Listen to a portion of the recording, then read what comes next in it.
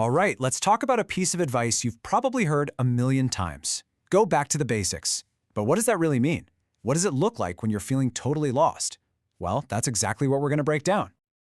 You know that feeling, right? When you just hit a wall. Maybe you're working on a huge project or you're trying to learn something new, and poof, the path forward just disappears. All you're left with is this feeling of being completely overwhelmed by how complicated everything is. In those exact moments, the smartest thing you can do isn't always to just push harder. Actually, it's usually the opposite. It's about taking a step back. It's about clearing out all the clutter, all the noise, and finding that one simple thing you can focus on. And that, right there, is what it means to go back to the basics. It's a choice you make to just pause and revisit the core ideas you started with. And listen, this isn't about giving up or admitting defeat. No way. It's a strategic move. You're rebuilding your foundation so that whatever you build next is way, way stronger. And you see this idea play out everywhere.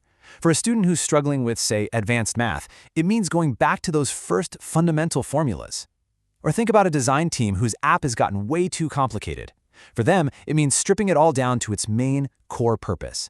It's all about finding clarity by getting back to what's truly essential. So I'll leave you with this question to think about. In your own life, whether it's at work or with a hobby, when was a time that taking a step back to the very beginning was actually the thing that helped you take a giant leap forward? It's such a simple move, but honestly, it's often the most powerful one you can make.